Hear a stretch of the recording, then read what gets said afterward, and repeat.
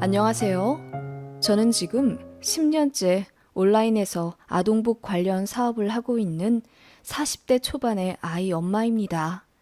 초기에 사업 흐름을 유행에 맞게 잘 밀어붙여서 참 감사하게도 돈을 꽤 벌었네요. 잘 될 때는 월 5천만 원도 벌었고 평균 800만 원에서 1,000만 원 사이로 순수익 가져가는 것 같습니다. 전문대 나와 월 170만 원 초반씩 벌던 사회 초년생 때가 생각나요. 그때 남편도 월 수입이 200만 원도 안 될 때였는데 그래도 결혼해 잘 살아보겠다고 살림 합쳐 새 시작했네요. 남편이나 저나 꽤나 흙수저라 양가 도움 없이 둘이 원룸에서 신혼 시작했어요. 저희 친정은 시골에서 농사 짓고 계시고 시댁은 잡화점 장사하십니다. 그냥 자식들 물려줄 재산만 없을 뿐이지 자식들에게 손 내미셔야 하는 상황은 아닙니다. 그래도 제가 돈 좀 벌기 시작하면서 양가에 월 50만 원씩은 꼭 드렸지요. 그런 저에게 친정 부모님은 정말 고마워하셨어요. 대준 것도 없이 결혼했는데 이렇게 승승장구 잘 되었다며 다 큰 저를 기특해 하셨지요. 반면 시댁은 그냥 모든 게 당연하신 것 같으세요. 10만 원을 드릴 때도 50만 원을 드릴 때도 반응이 한결같습니다. 더 안 주냐? 내년엔 더 줘라. 늘 이렇게 말씀하셔서 솔직히 돈 드릴 맛이 안 났어요. 그래서 지금은 안 드리지만요. 남편도 그걸 느끼고 저에게 많이 미안해하고 제 앞에서 시부모님께 며느리한테 좀 살갑게 말하라고 핀잔 줄 때도 많았지만 시부모님은 평생을 여유 없게 살아서인지 매번 그러시더군요. 심지어는 남들은 자식들이 부모 빚 떠안는다더라. 우리는 물려줄 빚이 없으니 얼마나 좋은 일이냐. 매번 감사해하며 살아라. 라고 말씀하셨는데 그 말 듣자마자 제 남편 얼굴이 새빨개지더라고요. 제가 생각해도 시부모님은 교양도 없고 인성도 별로이십니다. 그런 부모 밑에서 제 남편같이 건실한 사람이 아들로 자라났다는 게 참 신기할 정도지요. 더 신기할 수밖에 없는 게 남편에게는 남동생이 있어요. 시동생도 시부모님이랑 똑같습니다. 뭘 해줘도 당연하게 생각하고 조금이라도 더 콩고물 얻어먹고 싶어서 눈이 시뻘건 사람이에요. 그래서 그런지 연애도 제대로 못하다 겨우 선봐서 결혼할 뻔했는데 그마저도 파혼당하고 현재 나이 저랑 동갑인 40대 초반인데 여태 장가 못 갔습니다.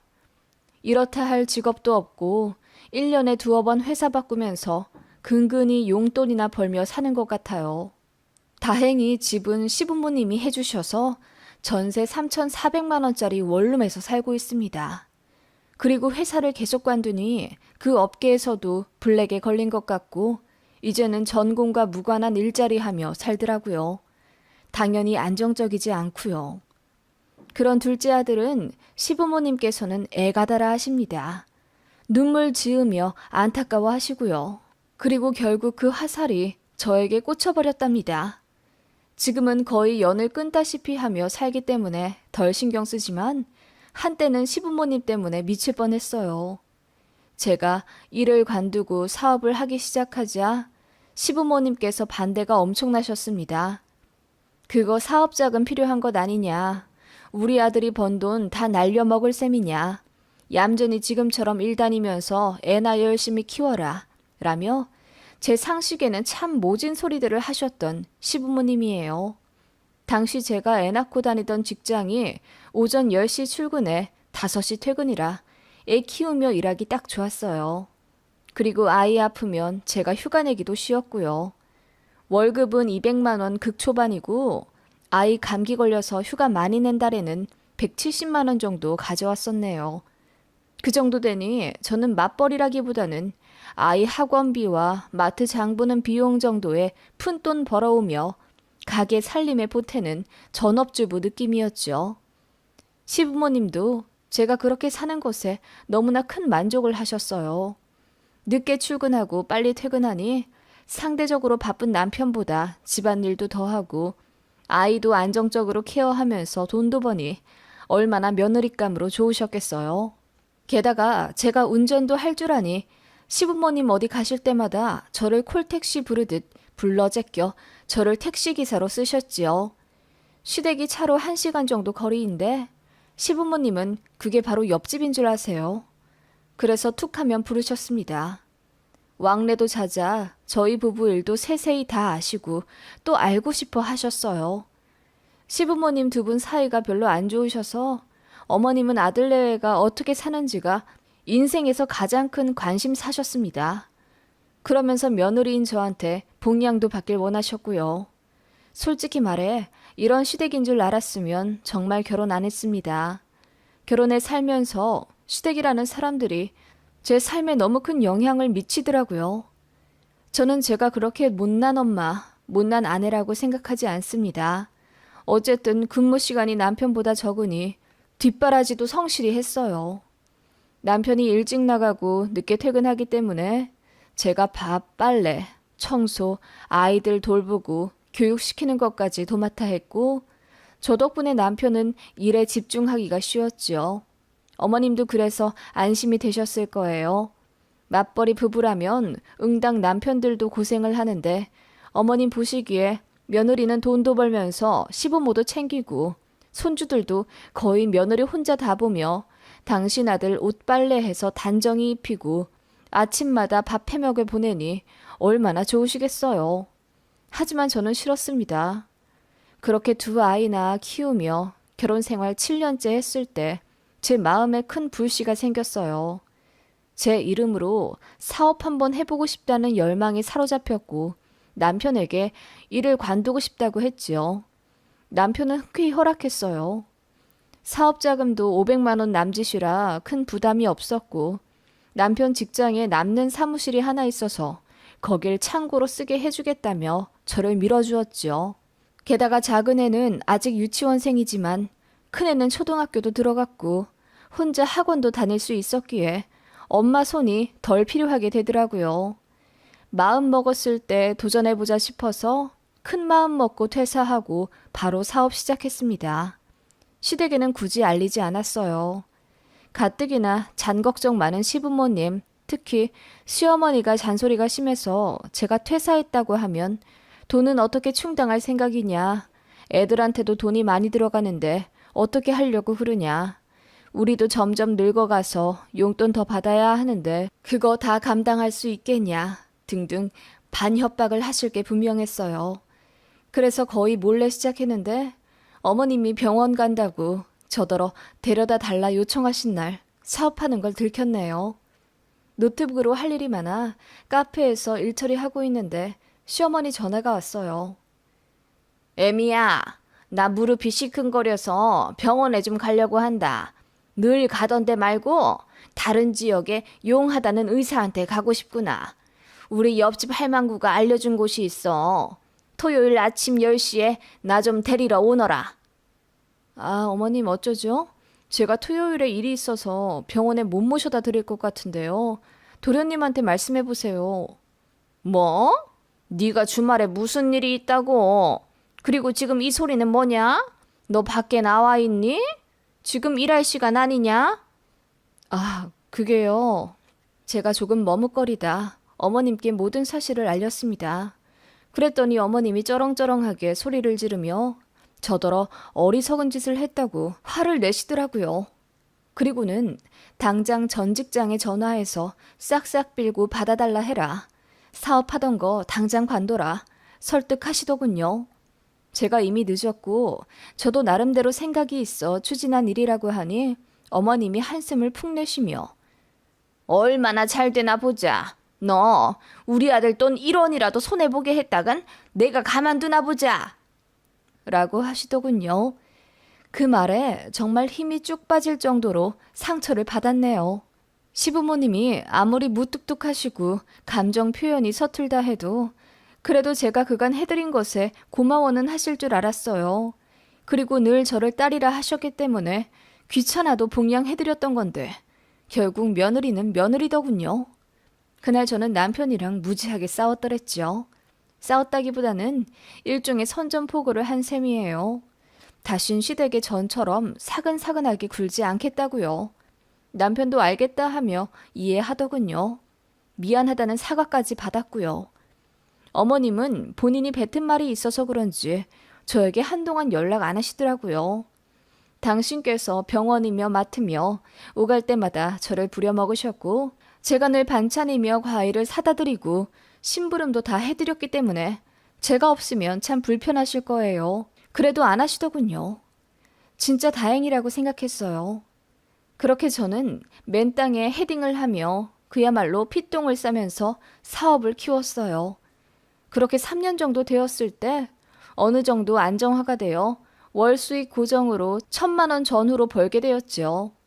그쯤 되었을 때 시어머니도 저에게 먼저 연락을 하시더군요. 저도 그냥 좋은 게 좋은 거라고 어른이 먼저 손 내민 걸 받아들였고요. 어머님은 저를 다시 봤다면서 어떻게 이렇게 돈 잘 버는 재주가 있었냐며 신기해 하셨어요. 그리고는 힘든 일 있으면 말하라 하시는데 참 눈물나게 감사하더군요. 저랑 거의 연락 안 했던 3년 동안 어머님도 많이 뉘우치셨구나 생각했어요. 그래서 저도 마음이 누그러지더군요. 그런데 정말 상상도 못할 일이 벌어진 거죠. 양가 용돈 50만 원씩 올려드리자 시어머니가 저에게 전화하셔서는 도대체 얼마를 벌길래 50만 원씩 턱턱 보내주는 거냐? 내년에 집도 이사 간다면서? 아들한테 얘기 다 들었다. 라고 하시더라고요. 저는 시부모님한테는 제가 버는 돈 절대 정확하게 말씀드리기 싫었어요. 사람 나름이라고 시부모님은 계속 바라기만 하실 분들 같았거든요. 그래서 그냥 회사원들보다 조금 더 버는 정도라고 두리뭉술하게 말했더니 나는 너를 딸같이 생각했는데 너는 아직도 내가 남이냐? 너희 부모님한테도 그렇게 얼마 번다고 얘기 안 했니? 어쩜 그렇게 선을 딱딱 긋고 그러니? 내가 너무 서운해서 아주 눈물이 날 지경이다. 라며 화를 내시더군요. 그러더니 자식들 주머니 사정을 알아야 본인이 도와주든 말든 해야 한다며 횡설수설 하시더니 제가 얼마 버는지 꼭 알아야겠답니다. 그즈음 여름 성수기 철이라 매출이 많이 늘어서 5천만 원도 벌 때였어요. 절대 사실 그대로 이야기하기 싫었지요. 그래서 대충 많이 벌면 1,000만 원 정도고 더 궁금해하지 마셔라. 사업이라는 게 원래 잘 될 때가 있으면 못 될 때도 있다. 다음 달엔 얼마 벌지 아무도 모르는 거라고 어머님을 달래드렸습니다. 그런데 어머님은 제가 1,000만 원 이야기한 것에 엄청 놀라신 듯 하더군요. 잘 버니 좋다며 이왕이면 여유 없는 시댁에 돈 조금 더 써달라는 부탁과 함께 끊으셨습니다. 그 얘기 들으니 사실대로 이야기 안 하길 잘했다 싶더군요. 그런데 문제는 예상외의 곳에서 터졌습니다. 어머님이 제 남편에게 애들 엄마가 5월에 세금을 얼마나 냈냐고 물어보셨다더군요. 지금 생각하면 그거 시동생이 코치해준 대로 물어보신 듯 하고요. 제 남편은 아무것도 모르고 사실대로 얼마 냈다고 했고요. 그걸로 제가 얼마 정도 버는지 시동생과 추측을 한 모양입니다. 제가 달에 1,000만 원 훨씬 이상 버는 걸 알게 된 시어머니가 분노에 가득 차 저에게 찾아오셨습니다. 너 1,000만 원 훨씬 넘게 벌지? 우리 작은 아들이 그러는데 한 달에 3,000만 원은 넘게 벌 것 같다고 하던데? 그리고는 제가 사실대로 이야기하지 않아 너무 서운하다며 우시더군요. 저는 저대로 열이 받아 어머님, 제 남편에게 세금 떠보듯이 물어봐서 기어코 알아내신 어머님께도 저는 서운한데요. 사실대로 이야기하지 않은 건 저도 나름대로의 이유가 있는 거예요. 라고 했더니 어머님이 아무 말 못하시더군요. 그렇게 포기하시는 줄 알았는데 도련님이 진짜 끈질기더군요. 제 사업체를 뒤에서 조사를 했나 보더군요. 어디서 제 매출 추정액을 뽑아가지고 지 엄마를 드렸더라고요. 거기는 제가 월 5천만 원까지도 찍힌 금액이 있었어요. 시어머니가 그 종이 한 장 달랑달랑 들고 와서는 며느리가 이렇게 능력 있을 줄 몰랐다면서 동네방네 자랑했으니 책임지라 하시더군요. 어쩔 거야. 다들 나보고 부럽다고 하는데 아파트라도 전세로 좀 뽑아줘야겠네. 물론 농담이다. 나는 바라는 거 하나도 없어. 알지? 라고 하는데 어찌나 소름 돋던지요. 그러더니 제 손을 붙잡고 하는 말이 가관이었습니다. 나는 정말 바랄 것 없다. 우리야 다 늙어서 이제 죽을 날만 기다리지만 네 남편 동생은 얘기가 다르지. 너도 알다시피 네 시동생이 여태 자리도 못 잡고 색시도 없이 힘들게 살아가잖니. 나로서는 정말 우리 막내가 눈에 밟혀서 죽지도 못하는 거야. 어머님은 그렇게 펑펑 우시며 제 앞에서 또 도련님 얘기를 하더군요. 뭐가 그렇게 불쌍하다는 건지도 모르겠더군요. 본인이 게을러서 일 안 하고 성격 이상해서 여자도 못 만나는 건데 어머님은 그렇게 여자들이 여우 같다는 험담, 세상이 아들을 알아주지 않는다는 착각에 빠져 저에게 하소연하셨습니다. 아무튼 어머님이 그렇게 또 도련님 얘기를 시작하니 뭐 돈백 쥐어달라는 뜻인가 싶어서 남편이랑 상의해보겠다고 하며 차갑게 내보내려니 어머님이 급하게 잡더군요. 그게 아니다. 아니, 너도 알겠지만 애들 키우며 사업 꾸리는 게 얼마나 힘들어. 예전에 일 다니면서 새아가 네가 집안일 하고 애들 키우고 다 했잖니. 그때 내가 마음이 얼마나 아팠다고. 그렇게 고생했으니 이제는 누군가에게 좀 맡겨놓고 쉬는 건 어떠니? 네? 애들 이제 다 커서 손도 별로 안 가고요. 많이 컸다고 이제 좀 덜 아파요. 병원도 자주 안 가고 저도 주에 2번씩 가사 도우미 이모님 도움받으니 한결 편해요. 저 힘든 거 없어요. 그래도 잘 생각해봐. 네 나이도 이제 40이 훌쩍 넘었는데 그러지 말고 더 앞길 창창한 네 시동생에게 일을 맡겨보는 건 어때? 네? 어머님 그게 무슨 말씀이세요? 제가 경악하며 따지듯 묻자 어머님이 진정하라며 자기가 다 생각이 있다고 하시더군요. 어차피 자리 못 잡아 힘든 시동생 저희가 평생 뒷바라지 해주는 건 당연한데 언제까지 돈으로 쥐어줄 거냐 하십니다. 자고로 사람은 물고기를 잡아서 주는 게 아니라 물고기 잡는 방법을 알려줘야 하거늘. 네가 아량을 베풀어서 우리 둘째 아들한테 사업을 좀 알려줘라. 이사? 전무? 그런 거 시켜주면 뽀대도 나고 좋지. 이왕이면 대표 시켜주면 우리 집안에 면도 좀 살겠지만.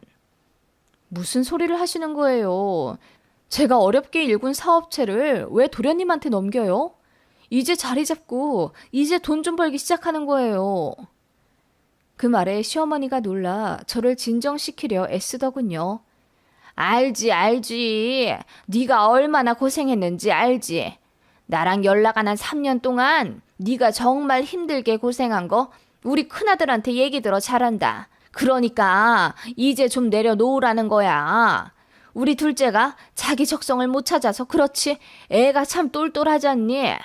뭐든 시켜만 주면 잘할 거다. 지 형수하던 사업인데 말아먹기야 하겠어? 물론 우리 새아가가 옆에서 코치를 좀 시켜주면. 어머님 진짜 무슨 말씀 하시는 거예요? 말이 되는 소리를 하세요. 제가 듣다 못해 소리를 지르니 어머님 얼굴이 하얗게 질리더군요. 그러더니 예상대로 제가 돈을 많이 벌어 시부모 무시한다며 엄청 기분 나빠 하시더군요. 그러거나 말거나 저도 어머님한테 정이 다 떨어지더군요. 그래서 앞뒤 생각 안 하고 질렀습니다. 어머님, 자꾸 딸 같다 하시는데 진짜 딸 같으면 이런 얘기나 하시겠어요? 그동안 만만한 며느리 부려먹고 사업한다 무시할 땐 언제고 이제와 일 잘 풀리니 그것마저도 빼앗아 가려 하세요? 빼앗다니? 너는 네 시동생 잘 되는 게 배 아프더냐? 같이 잘 되면 좋은 거지. 같이 잘 되긴 뭐가 잘 돼요. 도련님이 아직도 직장 제대로 안 다니고 장가도 못 간 건 다 도련님 능력인 거죠. 여태 자리 못 잡은 사람이 대표직 달면 새 사람 돼요? 제가 뭐하러 무능력한 사람한테 제일 맡기겠어요? 다 같이 잘 되는 게 아니라 다 같이 골로 가는 거죠. 제가 처음으로 소리를 지르며 바락바락 대들자 어머님이 뒤로 넘어가시더군요. 그러거나 말거나 저도 하고 싶은 말 다 했습니다. 제가 얼마 버는지 말 안 해서 서운하다고 하셨죠? 이래서 안 알려드린 겁니다. 이래서 밑도 끝도 없이 바라기만 하고 누울 자리 있으면 발부터 뻗고 보는 시댁이라서요. 그래도 그건 남편 가족이라 잘해드렸어요. 근데 그거 아시죠? 저도 남편이랑 이혼하면 어머님이랑 아예 남되는 거. 어머님이랑 저는 그런 사이라고요. 자꾸 딸 같은 소리해서 징그러웠어요. 그렇게 다 내질러버리니 속이 시원하더군요. 어머님은 입술까지 덜덜 떨며 저에게 질리신 듯 하고요. 그러더니 아들한테 다 잃어버리겠다고 오열하시며 가시길래 그러세요. 첫째 아들도 이혼남 만들어서 아들 둘 다 끼고 사심 딱이겠네요. 라고 했더니 움찔하시며 나가시더군요. 그렇게 어머님이랑 끝냈습니다.